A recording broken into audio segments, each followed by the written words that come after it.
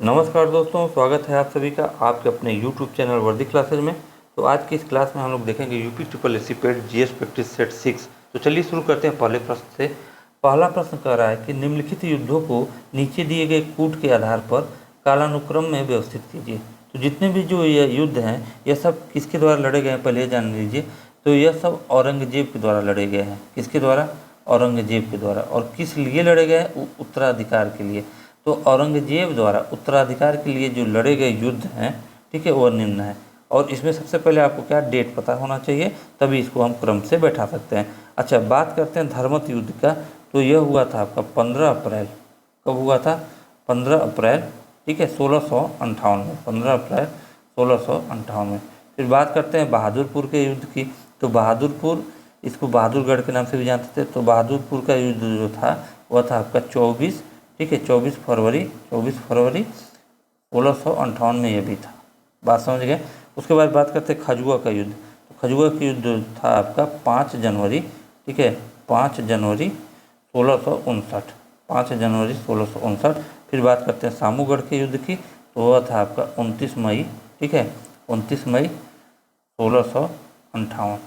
तो अगर हम क्रम से इनको बैठाएं तो सबसे पहले आपका आएगा बहादुरपुर का युद्ध, 24 फरवरी 1658 दूसरा आएगा। उसके बाद हम बात करते हैं कि 24 फरवरी के बाद 15 अप्रैल, ठीक है, 1658। तो 2-1, तो इसमें 2-1 का क्रम है, इधर है 2-1, 2-1 4-3, तो इसलिए करेक्ट ऑप्शन आपका डी होगा। चलिए अगले प्रश्न को देखते हैं।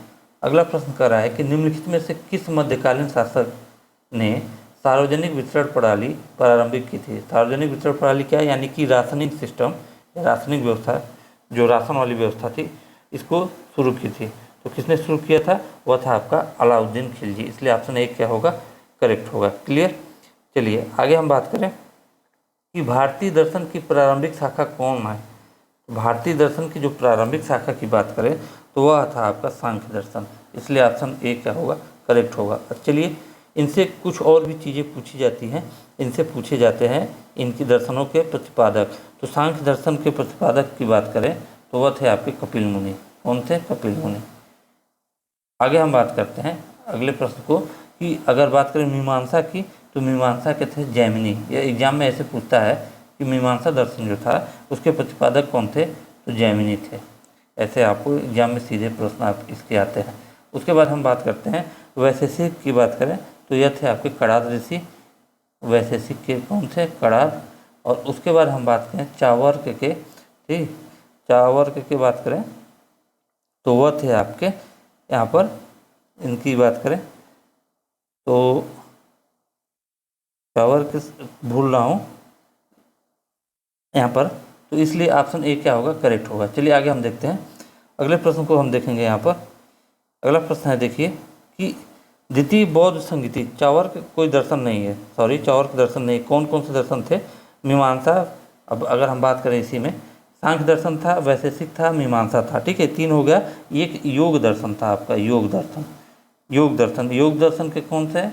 पतंजलि, महर्षि पतंजलि थे, महर्षि पतंजलि थे योग दर्शन के, ठीक है। अभी सारे दर्शन को ही बता देते हैं। एक था आपका न्याय दर्शन, ठीक है, न्याय दर्शन के कौन थे? गौतम, गौतम ऋषि थे, न्याय दर्शन के थे आपके गौतम।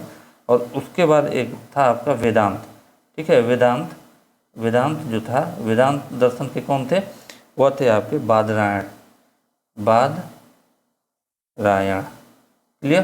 तो इतने थे। टोटल दर्शन कितने हैं? 1 2 3 4 5 6 दर्शन है टोटल, ठीक है, 6 दर्शन है। और उसमें 6 के ऊपर चर्चा हो गया, यह आपका दर्शन नहीं है। चलिए आगे हम देखेंगे कि द्वितीय बौद्ध समिति का आयोजन कहाँ हुआ था। द्वितीय बौद्ध मतलब समिति का या संगीति कह सकते हैं, दोनों बातें की है। तो प्रथम की बात करें तो प्रथम जो हुआ था, फर्स्ट जो आपका बौद्ध सम्मेलन था या संगीति थी, वह हुआ था आपका राजगिरी में, राजगिरी में। और सेकंड की बात करते हैं, सेकंड की, तो आपका सेकंड जो हुआ था वह हुआ था वैशाली में। कहाँ हुआ था? वैशाली में। टोटल 4 बौद्ध संगीतियाँ हुई थी, इसलिए ऑप्शन बी क्या होगा? करेक्ट होगा।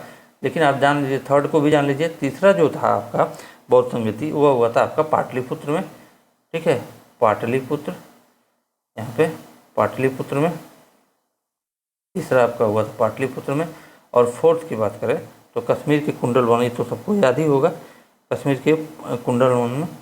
फोर्थ की बात करें तो ये आपका कुंडलवन में हुआ था। कुंडलवन कहाँ पे है आपका? कश्मीर में, ठीक है, कुंडलवन में। तो ये हो गया क्लियर। चलिए आगे हम देखेंगे कि चनहुदड़ों के उत्खनन का निर्देश किया था। तो चनहुदड़ों के जो उत्खनन का निर्देश दिया था वह थे J.H. मैके ने दिया था, क्लियर। और अगर हम बात करें, इन्होंने निर्देश दिया था लेकिन उत्खनन किसने किया था, ठीक है, इसकी अगर हम बात करें, इन्होंने निर्देश दिया उत्खनन के लिए, लेकिन खोज की बात करें तो चनहुदड़ों की खोज किसने किया था? सबसे पहले देखा किसने, खोज किसने किया?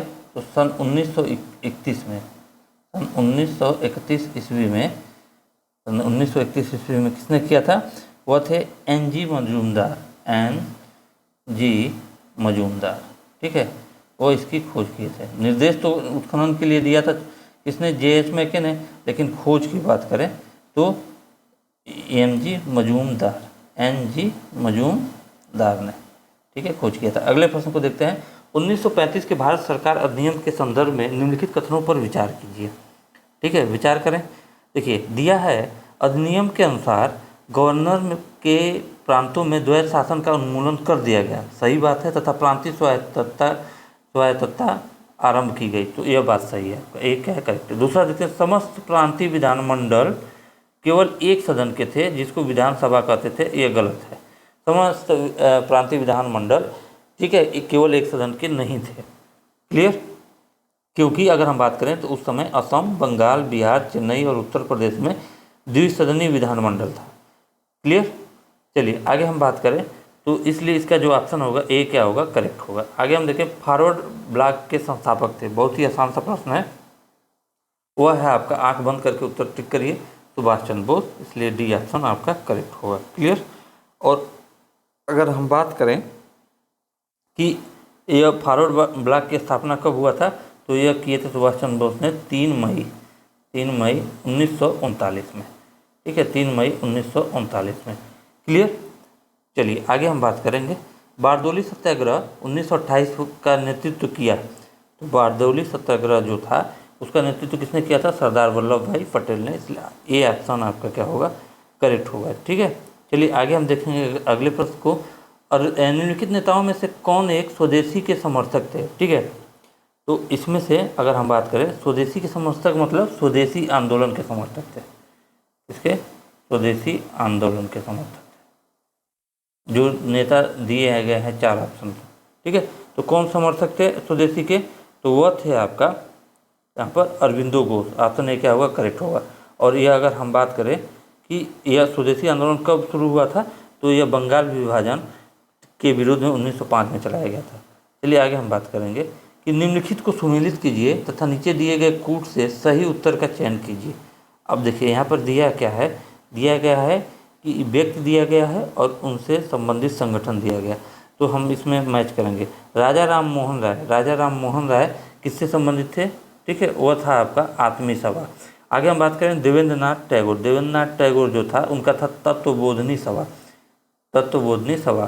फिर बात करते हैं विवेकानंद की, तो विवेकानंद की तो यही था रामकृष्ण मिशन। और बात करें आत्माराम पांडुरंग की, तो वह था आपका प्रार्थना समाज। तो अगर हम कूट को देखेंगे कैसे क्रम बैठाएंगे, तो सबसे पहले 2 आया, फिर 1 आया, फिर 3, फिर 4, इसलिए ऑप्शन आपका जो होगा 10 का वह ए क्या होगा? करेक्ट होगा, क्लियर। चलिए आगे हम देखेंगे, अगले प्रश्न को देखते हैं कि निम्नलिखित समुद्री धाराओं में से कौन हिंद महासागर की धारा नहीं है? ठीक है, कौन हिंद महासागर की धारा नहीं है? तो बात करें अग्लुहास धारा, यह हिंद महासागर की है। मोजाम्बिक धारा भी है, दक्षिण हिंद महासागरी धारा, इसके तो नाम में हिंद महासागर छिपा है। लास्ट बचा आपका बेंगुएला, ठीक है, बेंगुएला का धारा जो है ये आपका हिंद महासागर की धारा नहीं है, क्लियर। तो हिंद महासागर की धारा नहीं, तो ये किसका है? यह आपका दक्षिणी अटलांटिक, यानी यह आपका है south Atlantic, south Atlantic ocean का, ठीक है, महासागर का। यह एक क्या है? ठंडी धारा है, और साउथ अटलांटिक ओशियन का तो है, और यह एक ठंडी धारा है, बेंगुएला का धारा, ठीक है। अब हम बात करें अगले प्रश्न को। अगला प्रश्न कर रहा है कि निम्नलिखित में से कौन सा युग्म सही सुमेलित नहीं है। यह क्या है, देश है और राजधानी है। तो इसमें पूछा कौन सा सही सुमेलित नहीं है। अब देखिए घाना का दिया है अकरा, तो ये सही बात है, ये सही सुमेलित है। फिर केन्या का क्या होता है, नैरोबी, सही है, केन्या का क्या है, नैरोबी। फिर बात करें नामीबिया का तो विंडहाक, यह भी करेक्ट है इसका। और बात करें नाइजीरिया की तो नाइजीरिया की रवात नहीं होती है, नाइजीरिया की रवात नहीं होती है, उसकी होती है अबूजा। नाइजीरिया की राजधानी जो है वह आपका अबूजा। और अगर पूछे रबात किसकी राजधानी है, रबात, तो रबात जो है आपका वह है आपका मोरक्को की राजधानी। किसकी है, मोरक्को की। इसलिए ऑप्शन डी जो होगा वह करेक्ट होगा। डी क्या होगा, करेक्ट होगा। अगले प्रश्न पे चलते हैं। कथन दिया है और रीजन दिया है काली कपास वाली मृदाएं जो है वर्षाहीन खेती के लिए आदर्श हैं। क्लियर, चलिए देखते हैं। और अगर हम बात करें कि काली कपास वाली मृदा सूक्ष्म कणिक होती हैं, फाइन ग्रेन्ड होती है, ये बात तो सही है। क्लियर, कि काली कपास वाली मृदा जो है सूक्ष्म कणिक होती है, फाइन ग्रेन्ड होती हैं, इसलिए इसको हम स्वतः जूतने वाली मिट्टी भी कहते हैं। लेकिन काली कपास वाली मृदा वर्षाहीन खेती के लिए आदर्श है, यह आपका गलत है। यह अलग बात है कि जो काली मिट्टी होती है, ठीक है, या काली कपास वाली मृदा, बात हुआ ये काली मिट्टी का, यह क्या है कि नमी को बरकरार काफ़ी लंबे समय तक रखती है, यानी कि कम बारिश की इसको आवश्यकता है। लेकिन ऐसा नहीं है कि यह वर्षाहीन खेती के लिए मशहूर है। तो यह क्या है, आपका काली मृदाएं जो है केवल कपास के लिए सर्वोत्तम होती है। इसके अतिरिक्त इनमें गेहूँ और अन्य समकक्ष फसलें भी जैसे चना इत्यादि भी पैदा किया जाता है, जबकि वर्षाहीन फसलों के लिए ये अनुपयुक्त होती हैं। क्लियर, तो इसलिए आपका ए तो गलत है, कथन तो गलत है, लेकिन कारण सही है। तो ए गलत है परंतु आर सही है। आगे देखेंगे, जम्मू श्रीनगर राजमार्ग पर जवाहर सुरंग संबंधित है। क्लियर, तो जम्मू श्रीनगर राजमार्ग की बात करें तो उस पर जो जवाहर सुरंग है वह किससे संबंधित है, वह संबंधित है पीर पंजाल शिरडी से। ऑप्शन ए क्या होगा आपका, करेक्ट होगा। ठीक है, अगर हम बात करें यहाँ पर कौन सा राष्ट्रीय राजमार्ग है, तो वह है नेशनल हाईवे 44, नेशनल हाईवे 44। चलिए आगे हम बात करें कि भारत के किस राज्य में महिला साक्षरता न्यूनतम है। भारत के किस राज्य में महिला साक्षरता न्यूनतम है, आग बंद करके उत्तर करिए, बिहार। ऑप्शन ए क्या होगा, करेक्ट होगा। क्लियर, और अगर हम बात करें कि सबसे अधिक महिला साक्षरता कहाँ का है, तो वह है आपका केरल का 92.1%। ठीक है, चलिए आगे बात करें। भारत में मुद्रा की आंशिक परिवर्तनीयता का अर्थ है, तो भारत में जो मुद्रा की आंशिक परिवर्तनीयता का अर्थ क्या है कि भुगतान संतुलन के चालू खाते में परिवर्तनीयता। क्लियर, इसलिए आपका राइट ऑप्शन बी होगा। अगले प्रश्न को देखते हैं। भारत में निर्धनता के स्तर का आकलन किया जाता है। भारत में निर्धनता के स्तर का आकलन कैसे किया जाता है, परिवार के उपभोग और व्यय के आधार पर। किससे, परिवार के उपभोग और व्यय के आधार पर भारत में निर्धनता के स्तर का आकलन किया जाता है, इसलिए ऑप्शन सी क्या होगा, करेक्ट होगा। अगला प्रश्न देखते हैं। भारत में हरित क्रांति के प्रणेता कौन है, बहुत ही आसान सा प्रश्न है, तो वह है आपके MS स्वामीनाथन, इसलिए ऑप्शन सी क्या होगा, करेक्ट होगा। चलिए आगे हम बात करें यहाँ पर 19 का, नरसिम्हम समिति निम्नलिखित में से किस सुधार से संबंधित थे, तो वह जो सुधार था आपका बैंकिंग संरचना में सुधार से संबंधित है नरसिम्हम समिति। चलिए आगे हम बात करेंगे यहाँ पर। अगले प्रश्न को हम देखते हैं। राजकोषीय नीति का विनिधान है, राजकोषीय नीति का विनिधान क्या है, घाटे की बजट नीति को बोलते हैं राजकोषीय नीति का विनिधान। अगला प्रश्न देखते हैं। अक्टूबर 1959 में पंचायती राज भारत में सर्वप्रथम आरंभ किया गया था, तो सबसे पहले पंचायती राज कहाँ आरंभ हुआ था, तो वह है आपका राजस्थान में। ठीक है, कहाँ पे आयोजित हुआ था, राजस्थान में। और अगर हम बात करें किस समिति की सिफारिश पर, तो वह था बलवंत राय मेहता समिति के सिफारिश पर। ठीक है, चलिए आगे हम बात करें। उसके बाद आपका राजस्थान के बाद आंध्र प्रदेश में प्रारंभ हुआ था। आगे बात करें।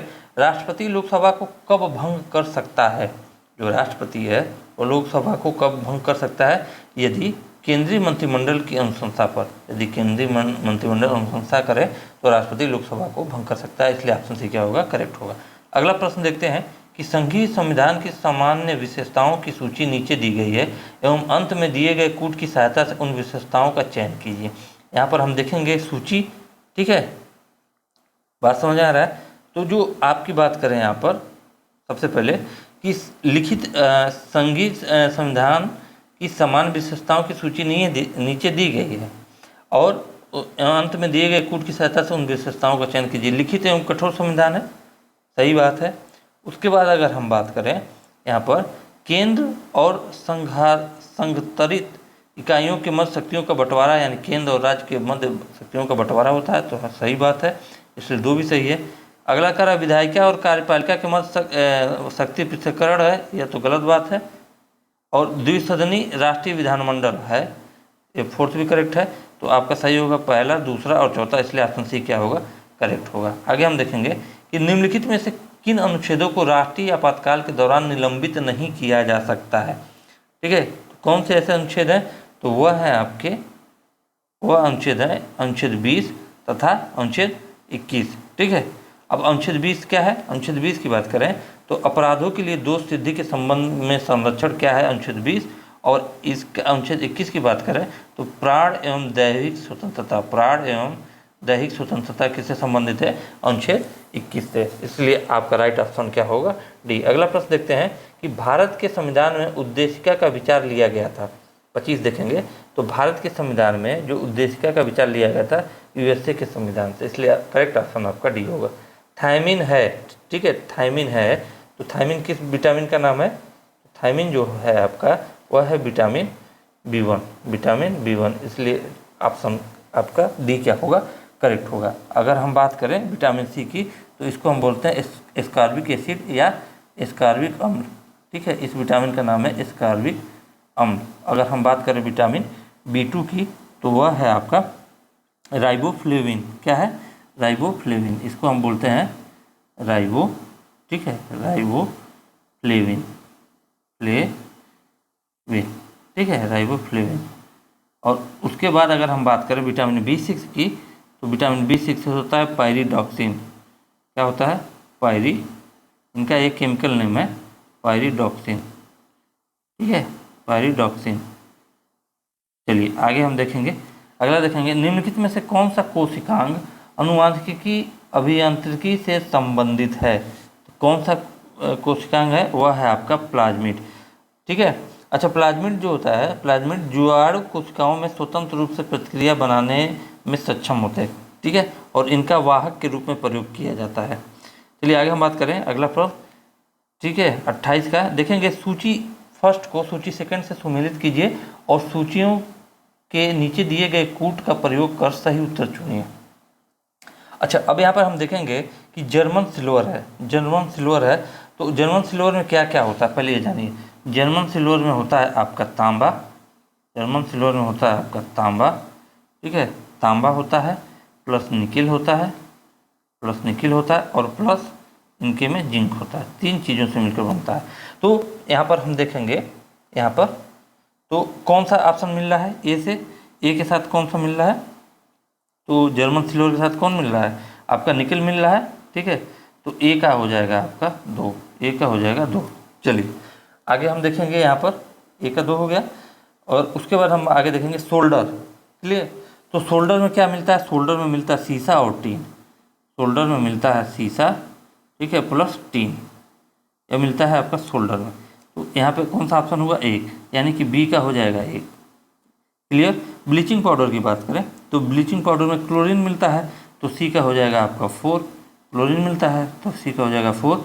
और हाइपो की बात करें तो हाइपो में सोडियम मिलता है, तो डी का हो जाएगा 3। तो हम देखेंगे क्रम, ए का 2, बी का 1, सी का 4, डी का 3, इसलिए करेक्ट ऑप्शन आपका डी होगा। चलिए अगला प्रश्न देखते हैं, मिट्टी के घड़े में निम्न में से किस क्रिया के कारण जल ठंडा रहता है। बहुत ही इंपॉर्टेंट, मिट्टी के, ठीक है, घड़े में निम्न में से किस क्रिया के कारण जल ठंडा रहता है, तो वह है आपका वाष्पीकरण, इसलिए करेक्ट ऑप्शन आपका बी होगा। निम्नलिखित सिद्धांत पर रॉकेट कार्य करता है। ठीक है, किस सिद्धांत पर रॉकेट कार्य करता है, वह होता है आपका संवेग संरक्षण के सिद्धांत पर। ठीक है, इसलिए ऑप्शन सी क्या होगा, करेक्ट होगा। आशा करता हूँ यह वीडियो आप लोगों को बहुत ही अच्छी लगी होगी। फिर मिलेंगे अगले वीडियो में, तब तक के लिए जय हिंद, जय भारत।